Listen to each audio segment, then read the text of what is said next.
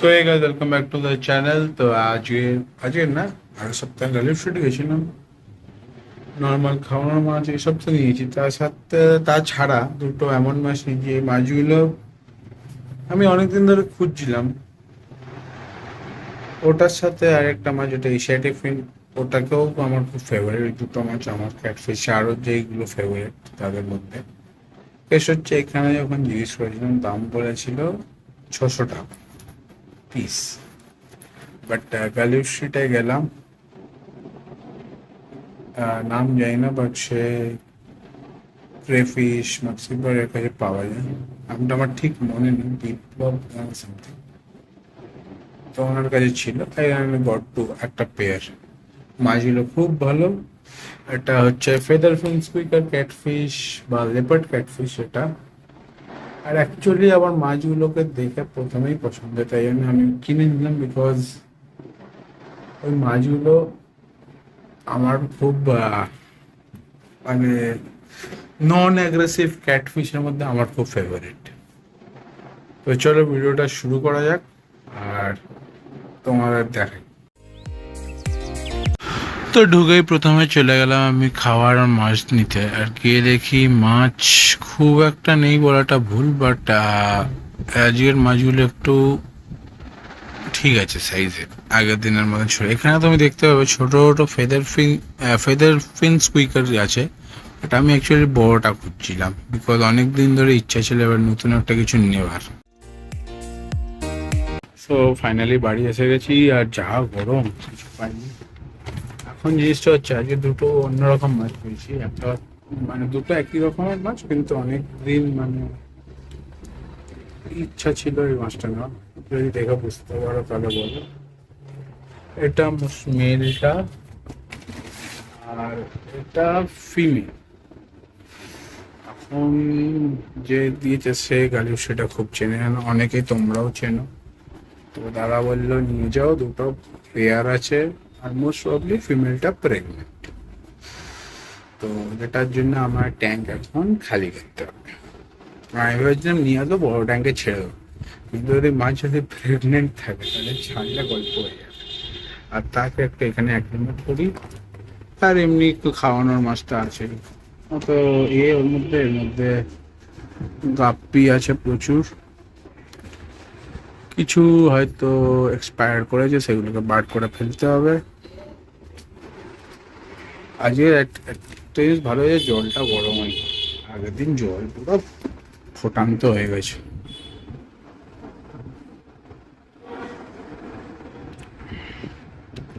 সব মিক্স, একটা দুটো একটাই শোল মাছের বাচ্চা আছে আজকে, যেটা ভালো। বাকি সব মাছ ঠিকই আছে।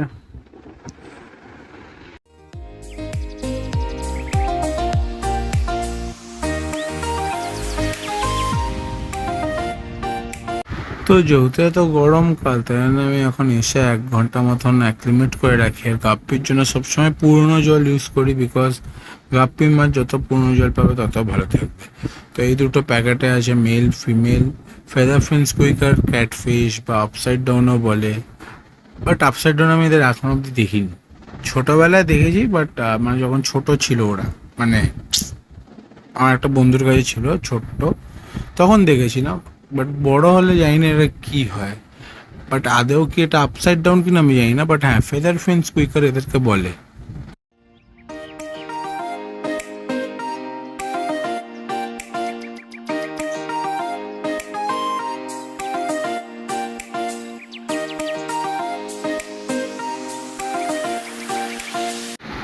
তো এরা এখন মোস্ট প্রবলি যেটা একটু পেট মোটা ওটাই ফিমেলটা, আর ওই দিকেরটা মেল, যার কালারটা একটু ডার্ক। বাট এখনও হয়তো যেহেতু এতক্ষণ স্ট্রেস ছিল প্যাকেটে ছিল, তাই জন্য হয়তো ওর কালারটা একটু ফেড হয়ে গেছে। বাট আশা করি কিছুক্ষণে মানে কিছু দিনে চলে আসবে।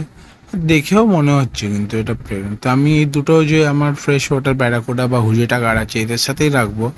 আর এদের সাথে একটা যদি মনে করো একটা চকলেট চিপ রাফাইল ক্যাটফিশ ছিল, তো ওকে আমি নিজের ওপরের ট্যাঙ্কে, এখানে আমার পিকক বাসটা আছে ওর সাথে রেখে, কারণ ও নড়াচড়ে না, তো অত ঝামেলা নেই।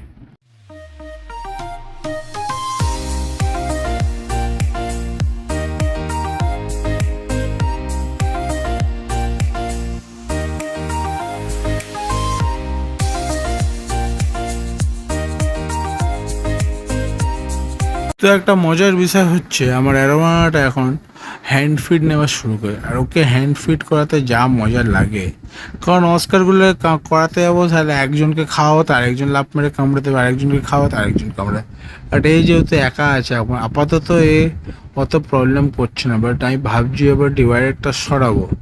সো সরানোর পরে কি হবে সেটা একটা দেখার বিষয়।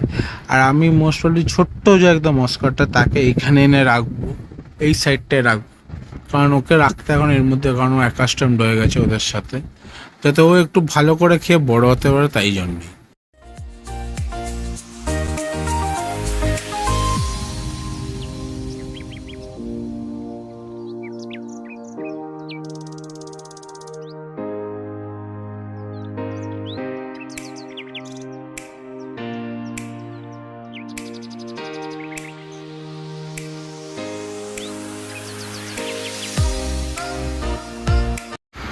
তো এদের সবাইকে আমি লাইভ ফিড দিয়েছিলাম, প্লাস একটুখানি টুকরোও দিই, বিকজ ওইটা দিলে কি বলতো সুবিধা হয়, তাহলে সবাই খায়।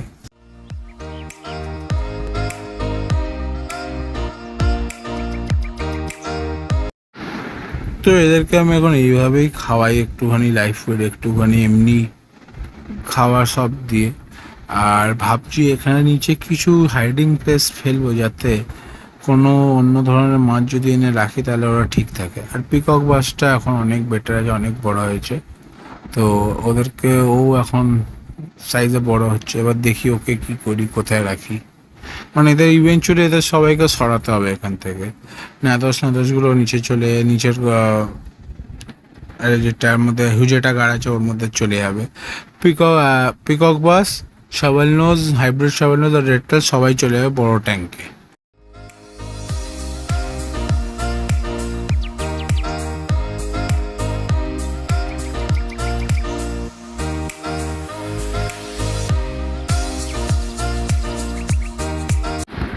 তো আমি জানি না এখন গরমকাল বললে কি না, বাট এই ট্যাঙ্কে বেশি ও লোক দেখে। আর একটা রেড টেল আছে, রেড টেল এমন একটা মাছ যে তোমার সাথে ফার্স্ট দিন থেকে তোমার হাত থেকে খাবে। সো ওকে দেখে দেখে আমার টাইগার শাওয়াল নোজটাও এখন বেশ অ্যাক্টিভ থাকে, যেটা খুব ভালো কথা। আর আমার মনে হয় যেহেতু গরমকাল বলেও তাই জন্যও বেশি অ্যাক্টিভ থাকছে, বিকজ ক্যাটফিশ আফটার অল। এটা কেমন লাগলো বলে লাইক করো, শেয়ার করো, সাবস্ক্রাইব করো। আর যেটা মেন কথা সেটা হচ্ছে আমাকে বলেছিল প্রেগনেন্ট, মানে ওই ফিমেল পেয়ারে ফিমেলটা অবভিয়াসলি, বাট সেটা কতটা ঠিক কিনা জানি না। বাট হ্যাঁ, কেঁচো ফেঁচো খাওয়া দাওয়া করছে, কোনোদিন দেখিনি, বাট আই গেস লাইট বন্ধ করলে ওরা খায়, কারণ লাইট জ্বালালেই ওরা ফিল্টারের পিছনে লুকিয়ে যায়। তো কিছু হাইডিং প্লেস দিলে আমার মনে হয় ভালো হবে, তো দেখি সেটাই করবো। কিছু পিভিসির পাইপের এমনি লম্বা টুকরোগুলো এনে দিয়ে দেবো, কারণ অত আর একদম পুরো যেহেতু অতটা নয়, আর একটু চওড়াও প্লাস লম্বা, তো এমনি লম্বা যে কানেক্টারগুলো ওইগুলোই ইউজ করে করবো। তো যাই হোক, ভিডিওটা কেমন লাগলো বলো, লাইক করো, শেয়ার করো, সাবস্ক্রাইব করো। নেক্সট ভিডিওতে ডিওয়ার্মিং আর অ্যারোওয়ানার পার্টিশন সরাবো। আর মোস্ট প্রবাবলি আমি কি করব, ছোট যে অস্কার আছে তাকে এই সাইডে দিতে, কারণ ও একটু বেশি চঞ্চল আর ও মারাত্মক লাফায়, তাই জন্য এই সাইডটা দিলে এই সাইডটা পুরো কভার থাকে, তো অ্যাকচুয়ালি ও লাফিয়ে বেরিয়ে যাবে না। কারণ ওরা এত লাফায় না, আমার নিজের ভয় লাগে যে যদি ওপরে কোনো ওয়েট না থাকে তাহলে লাফিয়ে বেরিয়ে। যাই হোক, ভিডিওটা কেমন লাগলো লাইক করে, শেয়ার করে, সাবস্ক্রাইব করো। আর 500 কোটি এই বছরের শেষের মধ্যে দেখাবো নতুন ব্লগে। So tata.